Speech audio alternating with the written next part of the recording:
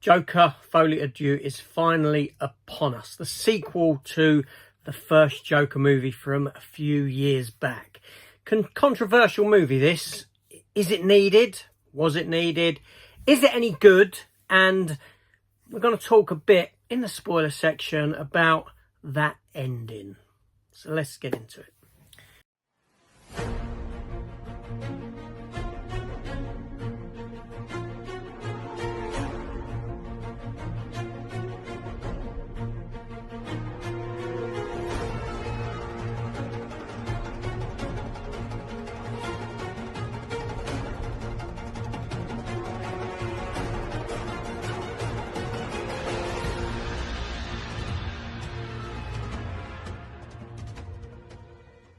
Hi everyone, welcome back to the channel. Welcome to my review for Joker, FOLIE Adieu, the second Joker movie from Todd Phillips and Scott Silver's writing with Todd Phillips. Obviously Todd Phillips back in the director's chair, starring Joaquin Phoenix, Lady Gaga as Harleen Quinzel, aka Harley Quinn. Brendan Gleeson stars in it as well as a guard in Arkham. And yeah, so this film here, it's obviously, it follows on from the events of the first Joker film. The Joker is imprisoned in Arkham State Penitentiary, pending trial. He has to go through a load of processes to find out whether he's actually fit and able mentally to stand trial, and this is deemed possible, and we enter into a court case story about halfway through the film. And the film follows the story of Arthur Fleck, obviously, and whilst imprisoned here, he's on medication to subdue him. He has to deal with the events of what he's done. He has to deal with the events of living in this asylum, essentially. And in there, that's where he meets Harleen Quinzel, who's another inmate, not as sort of as big as him, so to speak. And we find out a bit backstory as to why she's in there. Only as the story progresses, we come to find out she's telling a few untruths, and she's put herself in there just to get to him and meet him because she's got a fascination with him, and blah blah blah. And so the story goes on like that.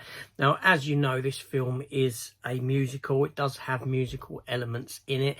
It's not a full-blown musical per se where they jump into song and dance, but there are a few areas here and there where they start singing.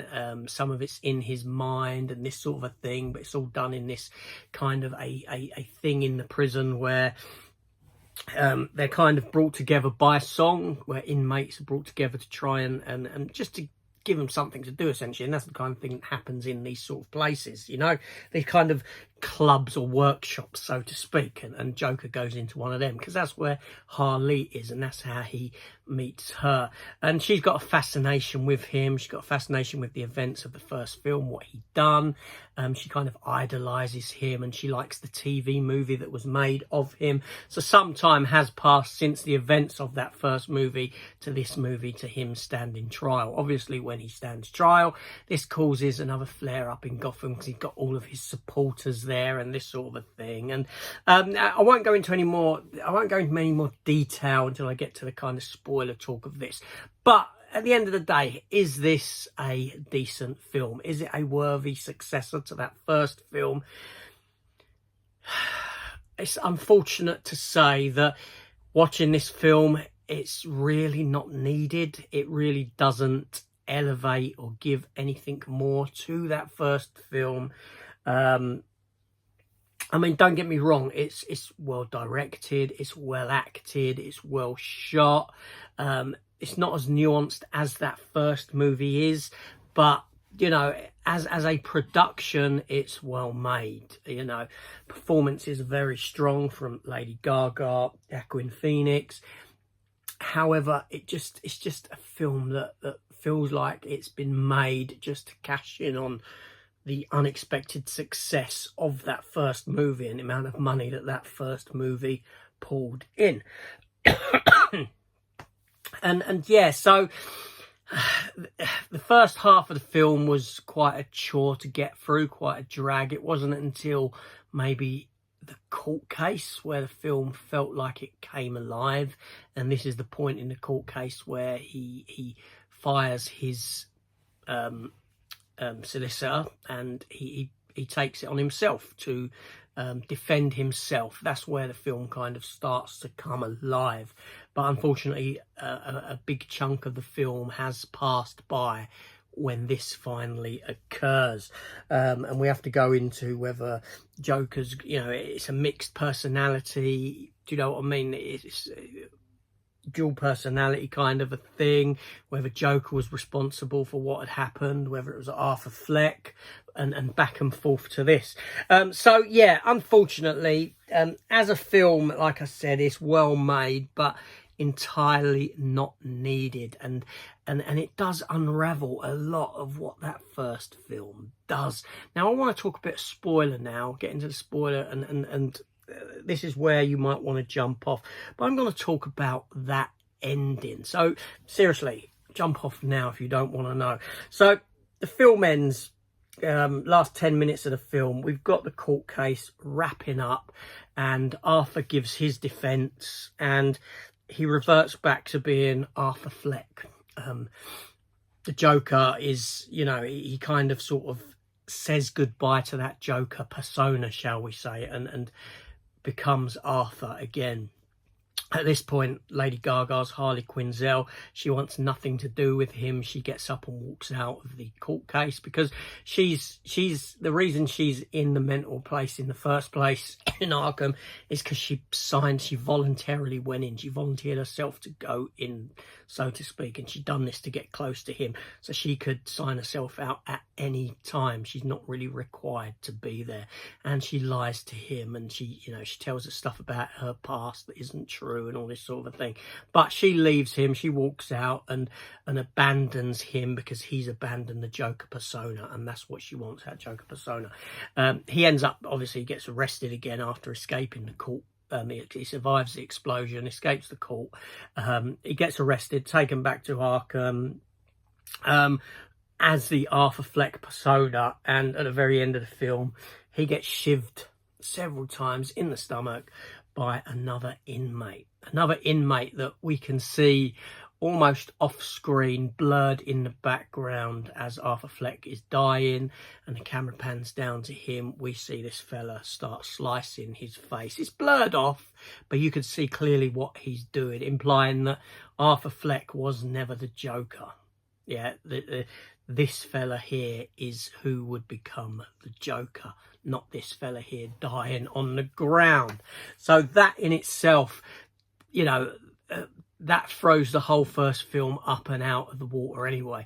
But does it work? Now, I didn't mind this ending, actually. The ending I didn't mind. And the reason for me that I didn't mind this ending is because that first Joker film doesn't really work for me as a Joker movie. I think it's a fantastic study of a person falling foul of mental health, of the system, and his downward spiral into a mental health condition, etc. So I think it's a fantastic film in that sense. So like I always say when I talk about this film, every time I watch Joker, I think it's a fantastic film. It gets better and better with each watch, but with each watch I hate it more and more as a Joker movie. So for me, this ending, I had no issue with it, because the way this ending ends, you could easily now tie this into the Batman lore, because Arthur Fleck was never Joker. Arthur Fleck was the inspiration for Joker, for someone to become the Joker. So can you imagine, you've got Joker, you've got the Joker. See what I mean? And it kind of works like that. But I'm pretty sure that this ending will honestly upset a lot of people. But for me, it didn't bother me in the least.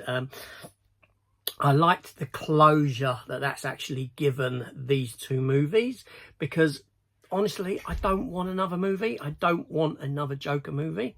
And this ensures that we don't get that, the Joaquin Phoenix kind of Joker movie.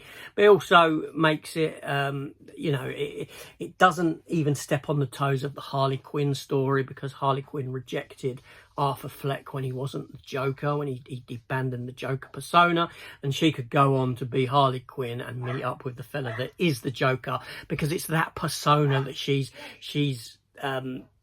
wrapped up in and that she wants to be a part of. So it's not about the person who is behind the Joker, it's about the Joker himself. So it doesn't matter who's portraying that character. For her, she wants to be a part and be in love with that character, that character. So yeah, so this is a film that entirely not needed. A nicely shot film, nicely made film, don't get me wrong, but it is a bit dull in first half of the film. Then it wraps up a bit with a court case, but it all culminates to being nothing and just tearing down what the first film was. Totally not needed whatsoever. Let me know your thoughts on it in the comments down below once you've seen it. What did you think of the ending? And let's talk, and see you later.